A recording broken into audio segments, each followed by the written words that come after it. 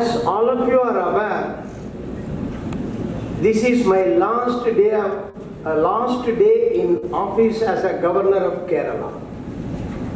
Let me assure you that I have the great satisfaction of having successfully completed a full tenure during which I have discharged my constitutional duties with utmost care and caution and endeavored in my own way to prove worthy of the trust bestowed on me by our national leadership. I will miss all of you and our life in Kerala Raj Bhavan. But such a situation is inevitable in any profession. I recall that I had felt the same emotion when I had left the Supreme Court over 5 years ago. Associations and relations built up over a time cannot be erased by the flow of time.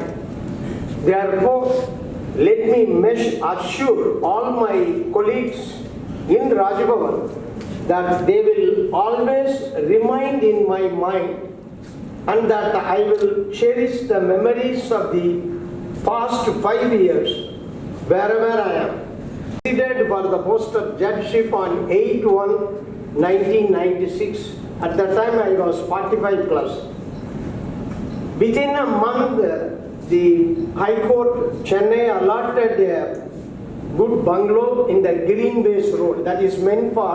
That area is meant for judges and ministers. Then when I occupied, I saw 4-bedroom bungalows. I noticed a bedroom near my office room. So I informed my wife, so this is my room. You have to select any big room somewhere else in the same bungalow because I may enter this bedroom 11 or 12. Why should I disturb you? So from that onwards, in the later when it was a judicial separation for 18.5 years. Otherwise, you can't be a good judge to occupying a post of Chief Justice of India is not an easy thing. That too a person, no background, father and my earlier family members are all farmers, karshakars. Now, many times I said, maybe I was not allowed to open my book when I returned from the school. My father used to ask me to take 1 or 2 cows for grazing. Only in that situation, studying in a government school reached the highest position, only maybe hard work only. Then I could have considered the last 5 years as God-given rest, this period. Compared to judicial work, I won't say nothing, but lesser, relaxation was so encouraging that I could put in some efforts and bring some results here and there. I'm not claiming that I have eliminated all difficulties and I achieved 100% success. Through our collective efforts and the cooperation of the present government, we could modernize or improve some of our facilities, like this very air-conditioned auditorium. When I assumed office, it was not air-conditioned. So we modernized this subsequently and air-conditioned. The dispensary, the bandstand, stop quarters, underground cabling of our power lines, etc. I also recall that as a former judge of the Supreme Court who gave verdict and directions to implement the Persons with Disabilities Act 1995, I had felt that we should start with the inclusive facility of ramps in Raj Bhavan guest block and dispensary. That everything was resolved, but a genuine attempt was certainly made We have sought reports and suggested action on many complaints from the students or even newspaper reports. Here I want to add, every day we are getting petitions, representations, complaints through our emails. As far as the governor's email, I am having an access in my mobile. So my hobby is to verify those petitions, those representations once in half an hour when I am free. Then I will convey it to our secretary and other officers. If possible on the same day or other next working day, a report will be called for from the concerned university if it relates to education matter, or to the government if it relates to government matter. And I am proud to inform the August gathering, because our media friends are also here. No, we are preserving one or two communications. I am getting appreciation or thanks at least from 1/3 of the complainants. I am not saying I have rectified all the complaints. So some universities they inform, sir, the request of so and so cannot be complained for this or this reason. Then after getting that report, we used to forward it to the concerned person. I am also adding one more line. If the aggrieved person is not satisfied, he or she is free to move the judicial forum, because whether I can take it as a plus point or minus point, whenever any representation, particularly university and general grievance, they are adding one line at the end. Sir, we are making this request not only as a governor or chancellor of the state, but as a former Chief Justice of India, we hope and trust we will get some relief from your hand. So it is an additional burden on me. Now I have to be more careful. Or if it is addressed to collector or tahsildar, copy to governor, no need for us to reply. But in all other matters, we cannot simply file it. I convinced our officers. You means I am addressing to our media friends. You can't expect a sensational news from Raj Bhavan or governor. No, I cannot give any first page news for you. See, whatever good things I used to appeal for on an occasion day. But some newspapers are not giving importance. I cannot compel them, and you cannot expect half a page or full page advertisement. I cannot give. I can only appeal. Particularly, I received letters from the Chief Justice of the High Court. Sir, because after your entry, since you are making an appeal to all the litigants and the government officials for participating in Lok Adalat, we are thankful for you. Every time it happens in the month of November, I used to make an appeal.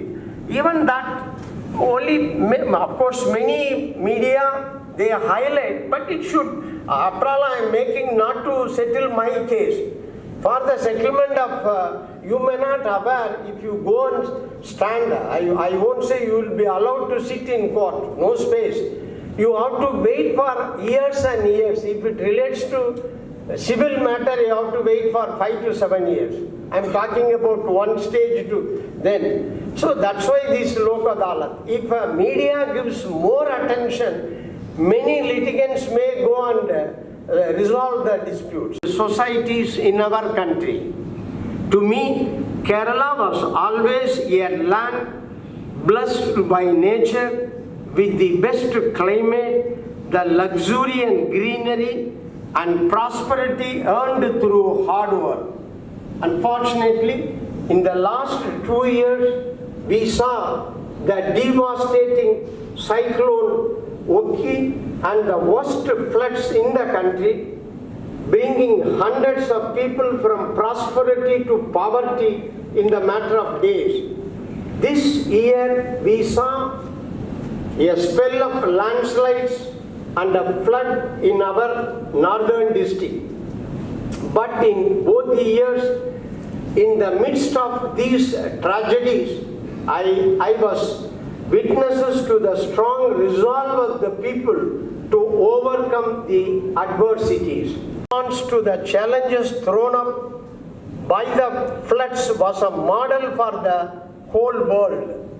The active role of our youth in gathering materials for relief camps, fishermen coming to rescue people, expecting nothing in return, and the media opening control rooms to help the people were sights new to the rest of India. I can proudly say this has not happening in other states. I had an opportunity to visit almost all the states during my tenure as a judge of the Supreme Court. Our people did not need a call. Our people did not need a call to unite. Instead, they felt the need and acted on their own. This unity is what makes Kerala undoubtedly, and with no exaggeration, God's own country. We have an obligation to show this unity in our rebuilding initiatives also. As one who could feel truly at home in Kerala for the last 5 years, I have great hopes for this state and the people. I recall that the political leadership of Kerala was and continues to be positive and ambitious in its attitude to social development. The Nava Keralam we began to build must be made a reality in the coming years. Burdened with all of you more, my best wishes will always be with the people of Kerala. I thank the entire staff of Bhavan for having made my tenure truly happy and professionally rewarding. Before winding up, I have to thank our officers and the entire staff, particularly Dr. Devendra Kumar Dodavat, Principal Secretary to Governor. During his time, I depended, any governor assuming office has to depend on the secretary because they are all well experienced. Many times he used to suggest, sir, this is desirable, but you are the best person to take a decision. So in the same way, now I am happy Mr. Ajit Kumar is also there, because when I entered, Mr. Ajit Kumar was there and he highlighted the work of this state and informed and guided me properly. So I am thankful to our Principal Secretary, Dr. Devendra Kumar Dodavat, our former Secretary, Mr. Ajit Kumar. I am very happy he is also here. Then I have to mention our two ADCs, Lieutenant Cadre Sri Dikshit and Dr. Arul R.B. Krishna, as far as both of them. And among the two, Sri is, I can say his tenure is coming to an end by today or tomorrow, simultaneously with me. Both the officers, Dr. Krishna being a local son of the soil, he helped me a lot. Before accepting any engagement, I used to ask him,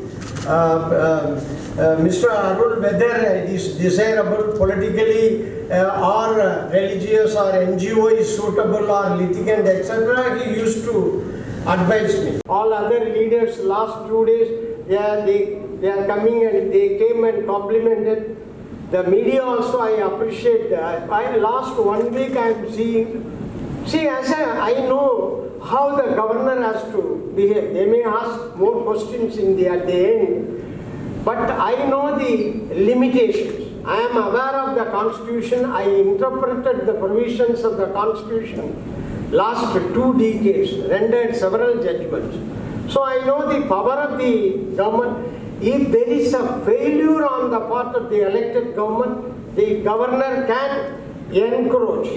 Even finally, I won't take more time. A member of parliament, Rajya Sabha, he requested me 3 days back, sir, why don't you come and visit Neelambur, that, what is that, Para? Kamal Para. So, why don't you visit and make some direction to the government? No, I said, from the day one I was seeing all Malayalam channels. Our chief minister visited, the local ministers visited, officials visited, all other NGOs, they tried their level best. Of course, maybe few persons may not be recovered. So they are aware of it and they did it and doing lot of assistance. Then there is a need for the governor going there, only for publicity. No, I said no. When the elected government and the representatives are doing good job, no need to show the governor's head outside. That is my view. That is our constitution says. If they exceed their limit, suppose if the state government sends any file relating to income tax or customs, I cannot mechanically sign. I have to return it. This is not your subject. So I maintain that, and I got a good assistance from my legal advisor. I have to remember him. He helped me a lot. I know the powers, functions, duties of a governor. It's all written in the constitution. Nobody can do as he or she likes. So with that background, when I entered, I started meeting political leaders, various NGOs, personalities, and they used to come and highlight the problems or some allegations against the persons in power, etc. But I tried to assure and in fact assured them, so remedial measures will be taken. You can't expect a governor for interference for anything and everything. If there is a serious law and order, uncontrollable, or no proper action by the elected government, then the report can be sent. Otherwise, it is not advisable and possible. In fact, every month, most of you may aware, every month, the head of the state has to send a detailed report to the President of India, Vice President, Prime Minister and Home Minister. The activities that had happening in this state, political activities, developmental activities, problems as well which we are facing last 2 weeks, and my own engagements in various places. So every month we are sending those reports. And the central government is also having their own machinery. They get also information from various sources. Need arise, I will go and meet the Home Minister or Prime Minister or the appropriate ministry to concern. For example, in this state, particularly Kerala, so many petitions, grievances from the persons working in Gulf countries. During the previous regime, when Madam Sushma Swaraj was there, and even now, I immediately forwarded to the ministry, and within a month, to some extent, the aggrieved persons are getting remedies. So, by and large, I am satisfied during this 5-year term. Maybe 1 or 2 grievances may be there by the persons not in power, but they are aware of the power of the role of the government. You know, when Shabriwala and the political murders issues came up, it was literally pitched between centre versus the state. How did you view the governor's position in that sense? Was it a challenge for you to maintain the balance and the harmony that is required? No. In a country like us, when we have an executive and judiciary separate being, something happens, people are expected to make a formal complaint, then the law take its course. If there is inaction on the part of police, the aggrieved person can go to court. They can also come and meet the governor concerned. The governor can also send the petition to the appropriate petition to the chief minister. And courts are now adjudicating if there is any inaction or any excess, then courts are adjudicating it. And as far as I am concerned, in almost all these period, 5 years, I am satisfied then and there. The aggrieved parties are getting relief either from the state or central, and some of them are going to court. There also they are getting relief, and that orders are being implemented. After a long time that the governor actually enacted his role as a chancellor, do you think that this should be the precedent for the governors to come? No, sorry. I read the newspaper. Unfortunately, the correspondents did not verify. You are referring about the nomination of 2 persons to Kerala University. They are fully qualified. It is immaterial for the governor whether the person belongs to this party or that party. He or she satisfies the required qualification, eligible, can be considered, that's all. And that is my habit to advise everyone, PLC, Information Commissioner, Chief Secretary, DGP, whenever I get an opportunity to interact, I used to advise them. They have to treat all, and to some extent that is happening. It's based about its independence, about the way, and you are, is at your heart of how you function. How do you see it? Pardon, I could not follow. Over the last few years, with respect to the Chief Justice of India, to collegium, to several controversies, there have been questions about independent functioning of the judiciary. There have been several questions which have been raised. How do you see what has been playing out from the Supreme Court? During my tenure, not much controversies. These controversies may be there in every field, judiciary, or some may accept the judgment, some may accept the decision, right or wrong. But during my tenure, I concentrated more on the judicial side, not much controversies. Even these recent developments, I don't think it is a controversy. See, sometimes, I am sorry to say, media persons giving more. See, even without knowing whether the collegium discussed the issue, cleared the names, but I am seeing the next day newspapers are carrying. Not correct. See, these are all internal mechanism, internal work. When the file moves out of the Supreme Court or High Court, then you are free to say anything. They normally consider each person's background, relationship, his capacity, etc. Then unanimously they send a recommendation to the state and central government. These are all, I don't think any serious issue nowadays happen. Always in Supreme Court, the Chief Justice of India is a head of the institution for distribution of work, allocation, etc. It lies with the Chief Justice. As far as the High Court is concerned, Chief Justice, Supreme Court is concerned, Chief Justice of India. Even when 4 judges went to the Supreme Court, did a press conference and said democracy is at stake. Whether position has changed thereafter? No, about how would you see that as a former, former head out there? I'm sorry, most of persons sitting here may not aware of the working of the distribution of work, how the matters are being distributed.